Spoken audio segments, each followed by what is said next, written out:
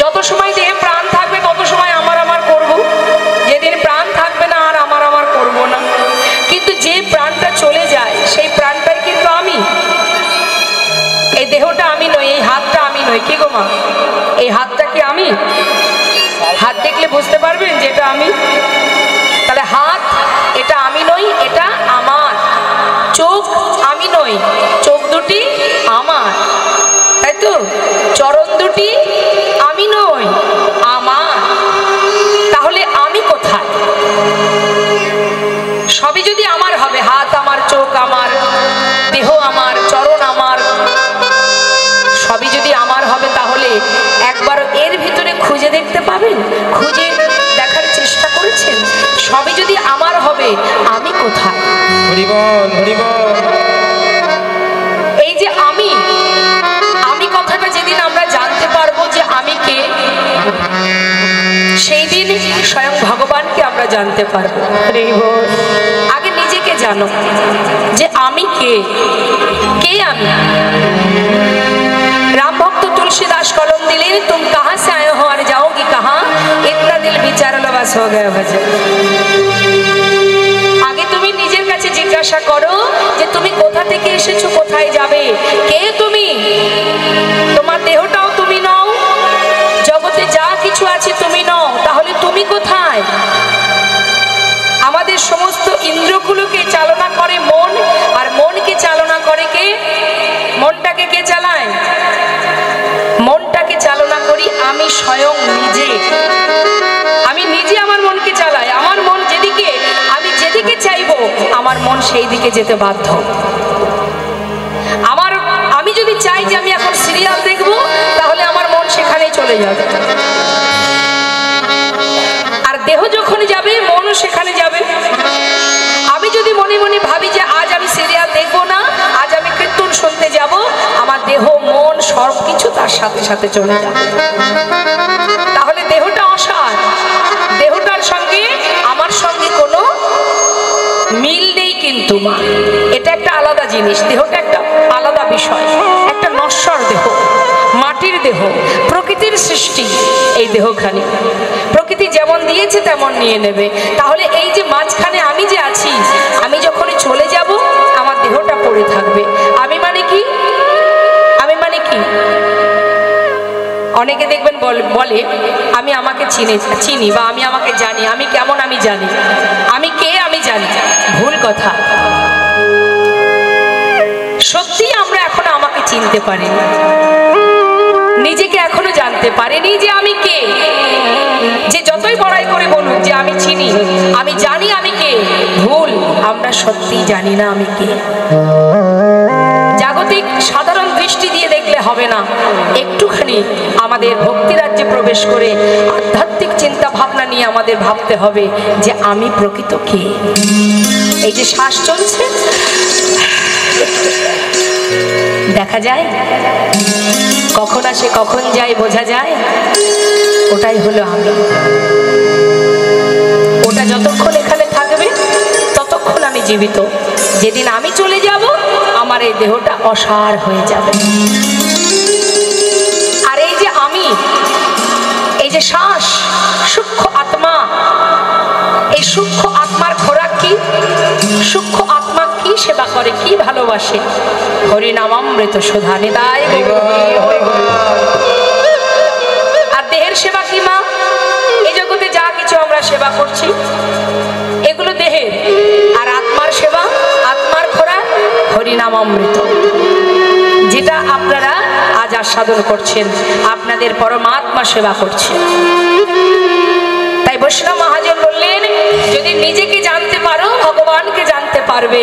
আর নিজেকে জানতে গেলে সবার আগে গৌর চরণকে সম্পদ মনে করো, গৌর হরির চরণ যুগলকে নিজের সম্পদ ভাবো। সেটাই তোমার ঠিকানা, সেটাই তোমার সম্পদ। তাই মহাজন পদাবলিতে বলছেন, শ্রী গৌরাঙ্গে দুটি পদ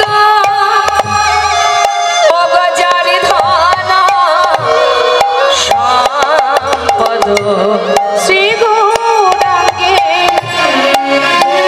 পদ যারে ধন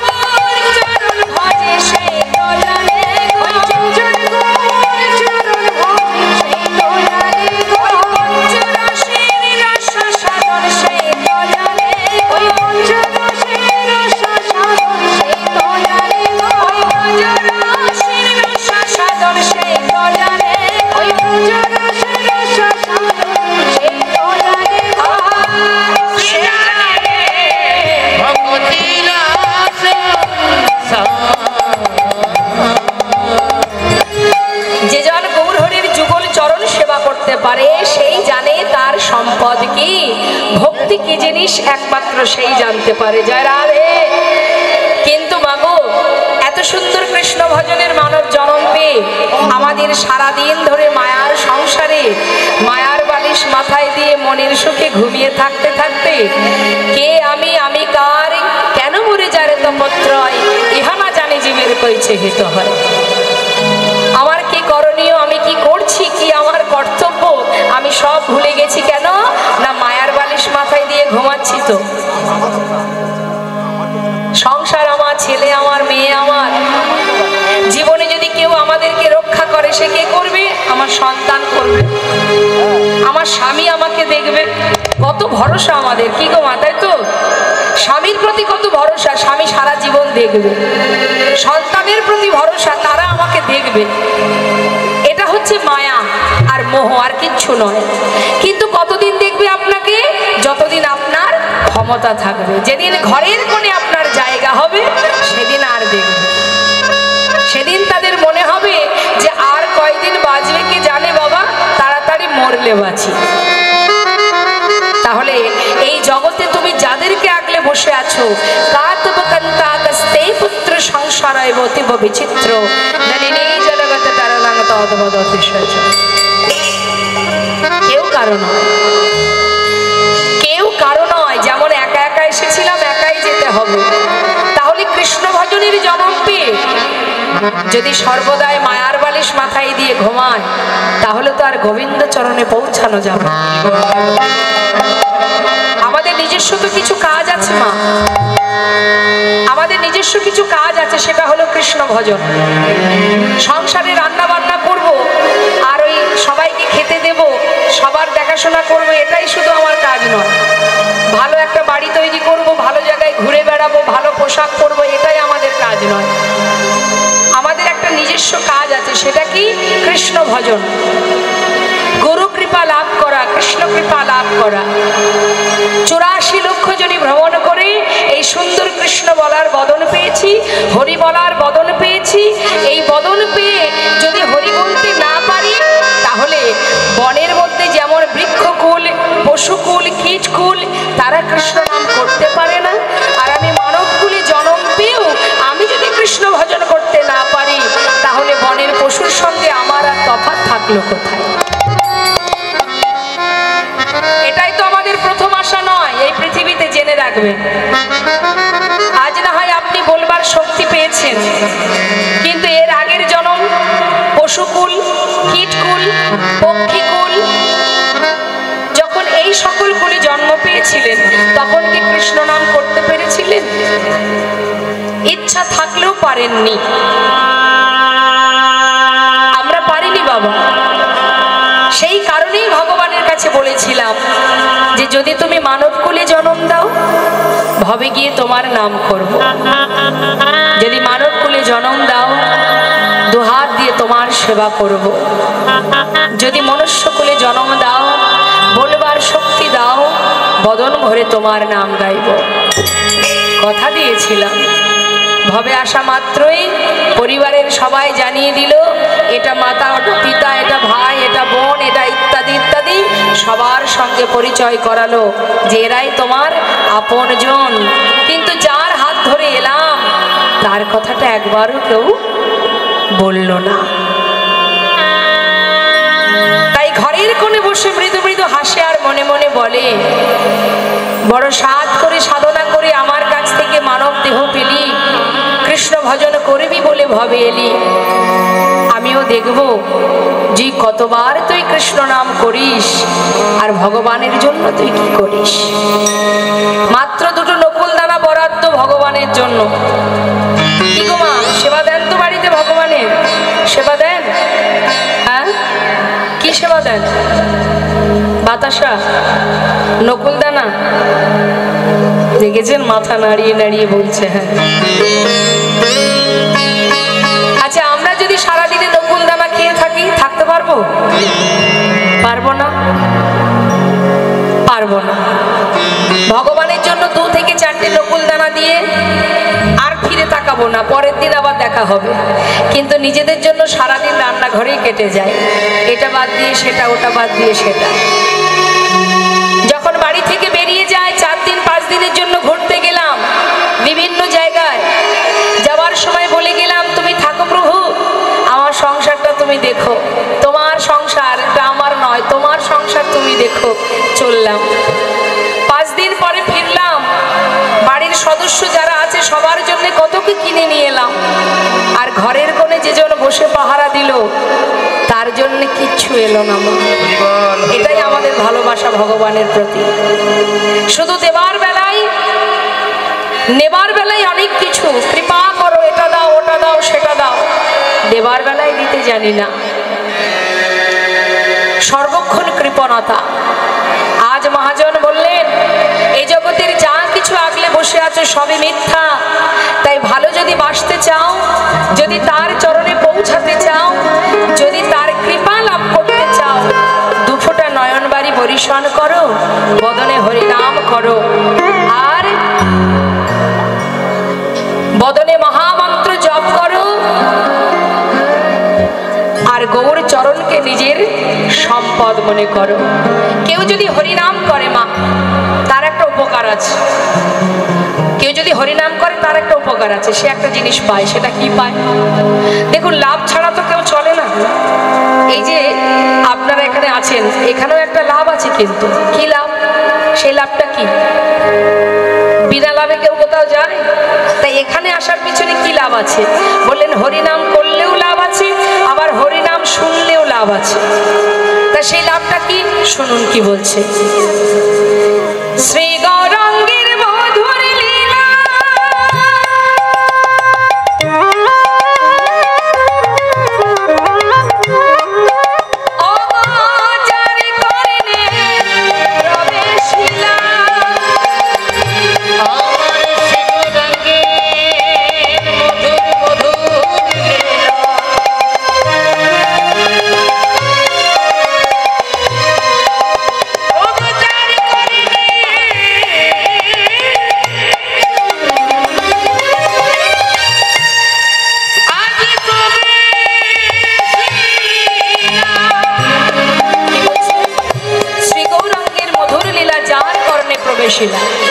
অর্থাৎ গৌর নাম যদি কারোর কানে প্রবেশ করে, তার কি হবে?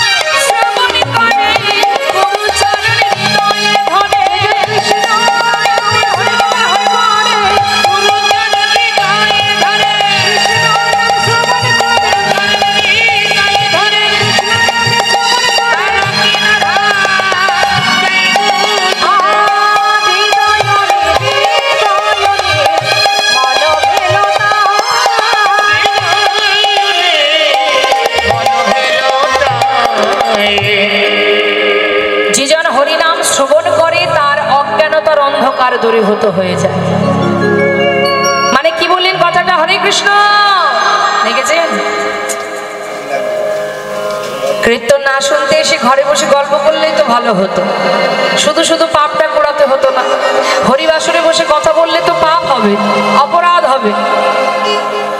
এটা আমার কথা নয়, শাস্ত্রে বললেন যে হরিনাম শ্রবণ করতে বসে যদি কেউ কথা বলে, পাপ জ্বালা যন্ত্রণা দূর হওয়া তো পড়ে থাকা আরো জড়িয়ে যায়।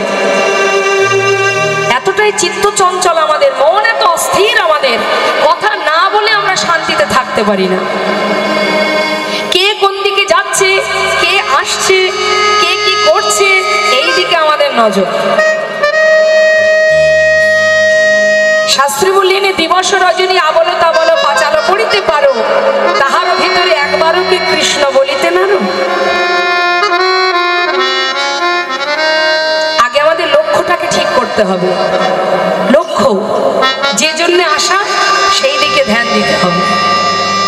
কিন্তু একসঙ্গে তো সব কিছু পাওয়া হবে না, হবে মা? গল্প করব তো মন দিয়ে গল্প করব।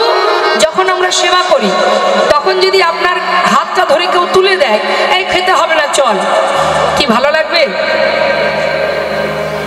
ভালো লাগবে?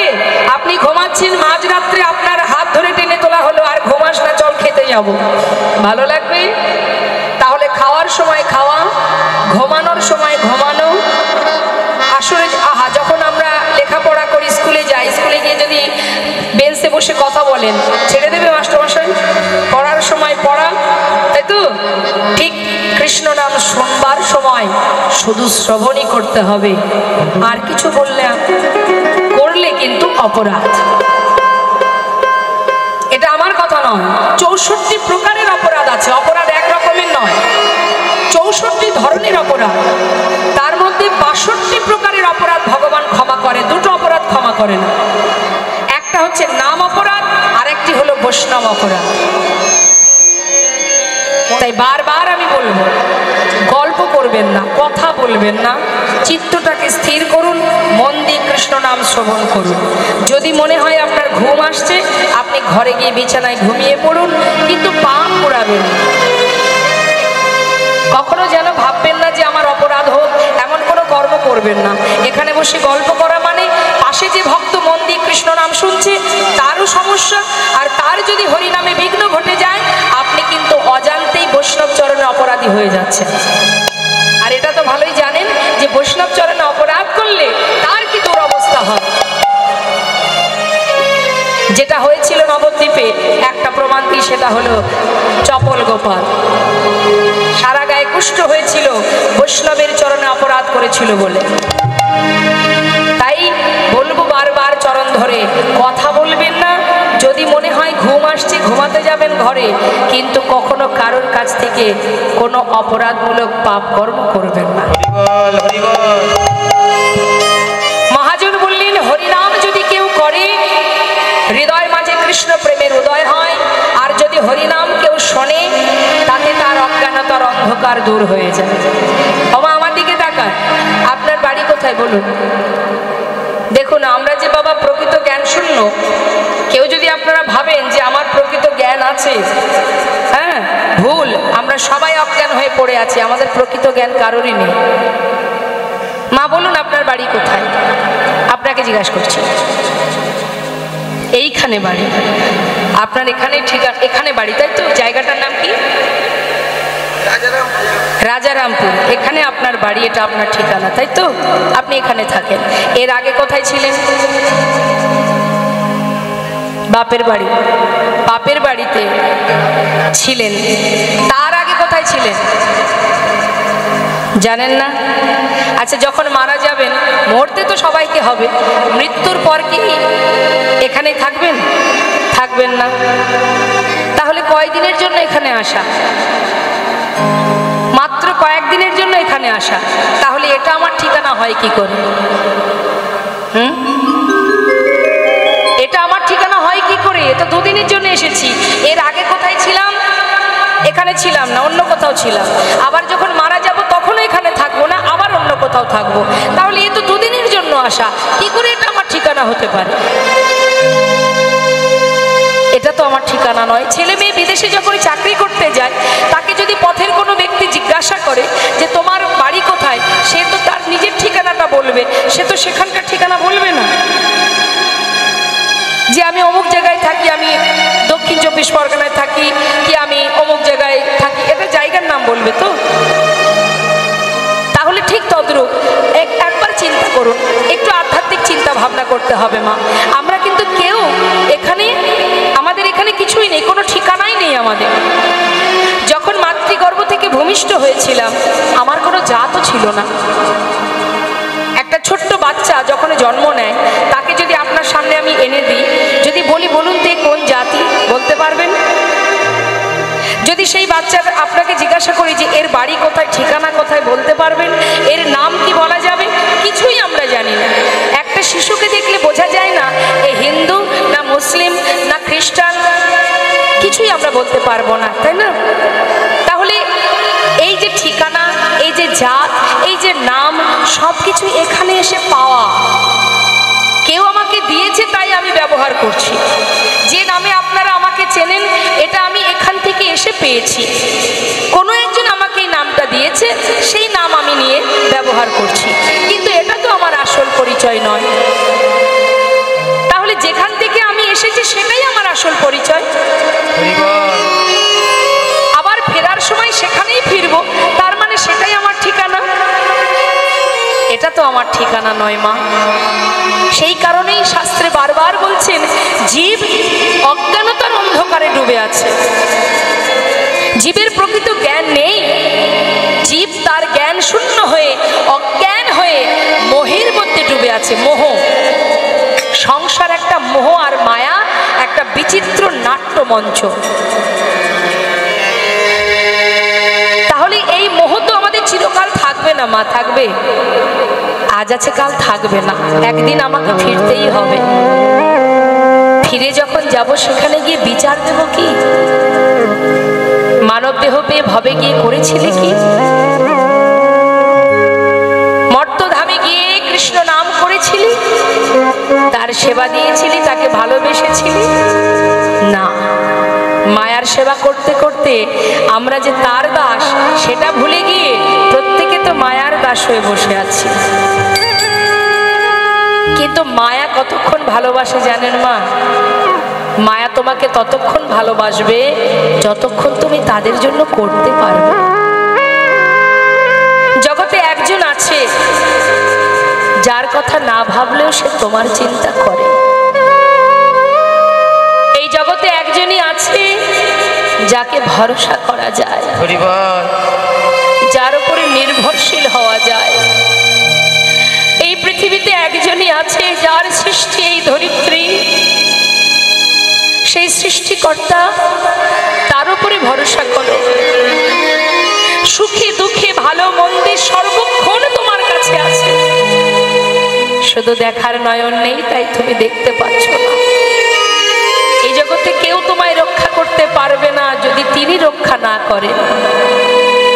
তাহলে কাকে ভরসা করব? সন্তান, স্বামী, পরিবার? না, রক্ষা করার মালিক একজনই। তাই ভরসাও করো সেখানে, তাকে ভালোবাসো, কর্ম করো, অর্থ উপার্জন করো, ছেলে মেয়ের ভবিষ্যৎ করো, সবই করো, কিন্তু নিজের জনকে ভুলে যেও না, যে তোমার নিজের জন। দেখুন, সবাই মিলে একবার আমরা এই হরিবাসরে দুবাহু তুলে মহামন্ত্র জপ করব। যে মহামন্ত্র ছাড়া কলিজীবের গতি নাই, সেই হরিনাম একবার সবাই মিলে গাইব। একবার দুহাত তুলতে হবে সবাই মিলে। বাহ, এদিকে মায়েরা দুহাত তুলে একবার প্রাণ ভরে মহামন্ত্র জপ করুন। অন্তর থেকে গাইবেন। আমি বলেছি বলেই যে গাইতে হবে এমন কোনো কথা নেই। যদি আপনার মন থেকে চাই, আপনি প্রাণ ভরে গাইবেন, স্বতঃস্ফূর্ত মন নিয়ে গাইবেন। কেমন? হরে কৃষ্ণ হরে কৃষ্ণ। একটু হাত তুলতে হবে। যারা উপরে বসে আছেন একটু হাত তুলুন। হ্যাঁ, কৃষ্ণ কৃষ্ণ হরে হরে, হরে রাম হরে রাম, রাম রাম হরে হরে, হরে কৃষ্ণ বলো হরে।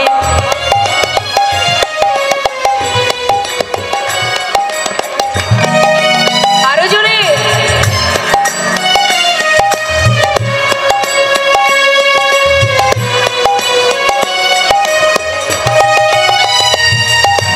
এত মিষ্টি কণ্ঠ এবং এত রিদিমে, মানে তালে গাইছেন, খুব ভালো লাগছে। কিন্তু কিন্তু আরেকটু জোর হবে। হ্যাঁ, একটু জোরে মা, আরেকটু জোরে। কেমন? খুব ভালো হচ্ছে, খুব সুন্দর হচ্ছে। হ্যাঁ, প্রাণ ভরে নাম করুন। হরি বল। হরে কৃষ্ণ হরে কৃষ্ণ, কৃষ্ণ কৃষ্ণ হরে হরে, হরে রাম হরে রাম, রাম রাম হরে হরে, হরে কৃষ্ণ বলো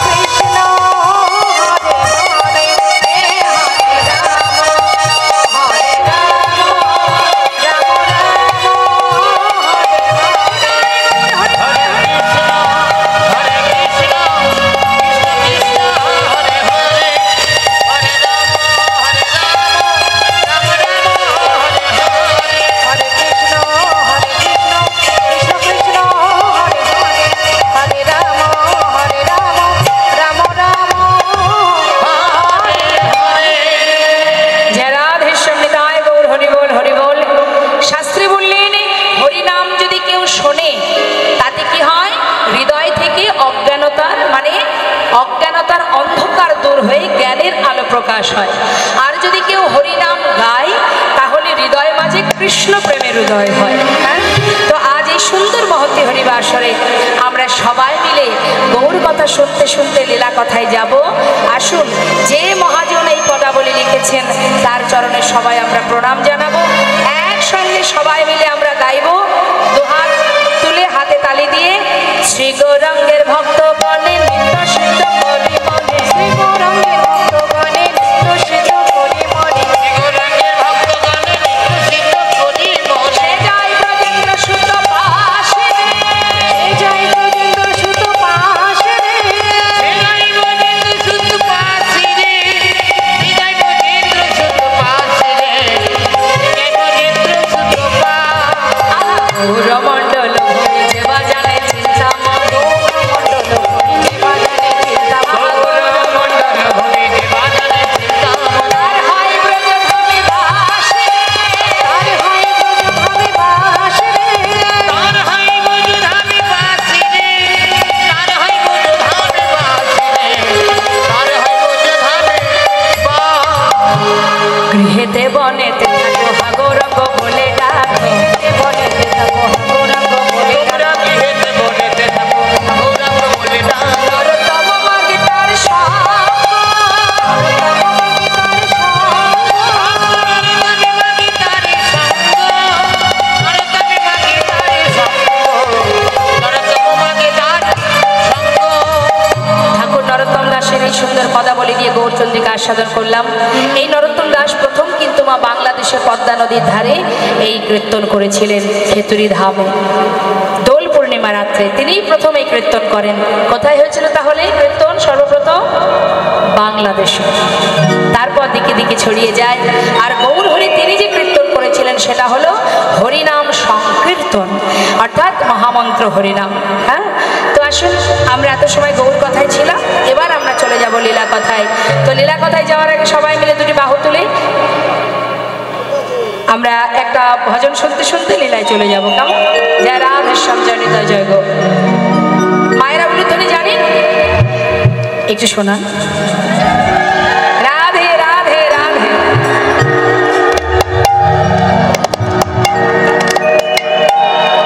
বাহ, খুব সুন্দর। চলো চলো চলে যা। আচ্ছা, কে কে গেছেন বৃন্দাবনে? একটু দেখি হাত তুলে দেখা। যাওয়া হয়নি? বলুন তো বৃন্দাবনে সরকারকে। রাধে রাধে, খুব সুন্দর বললেন। চলো চলো চলে যা। কোথায়? বৃন্দাবনে চলো রে সবাই।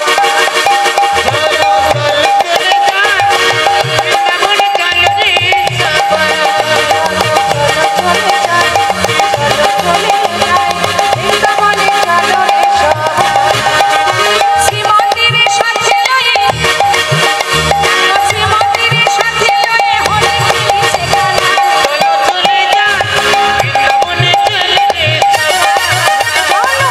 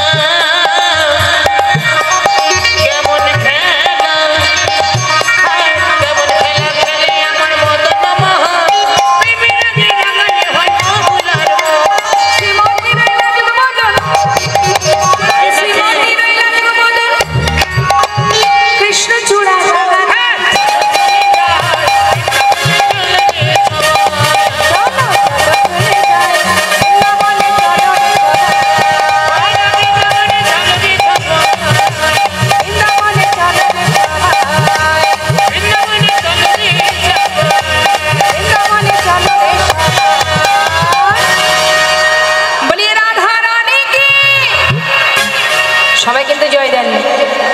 যারা হাত তুলে জয় না দেবেন বৃন্দাবনে কিন্তু যাওয়া হবে না।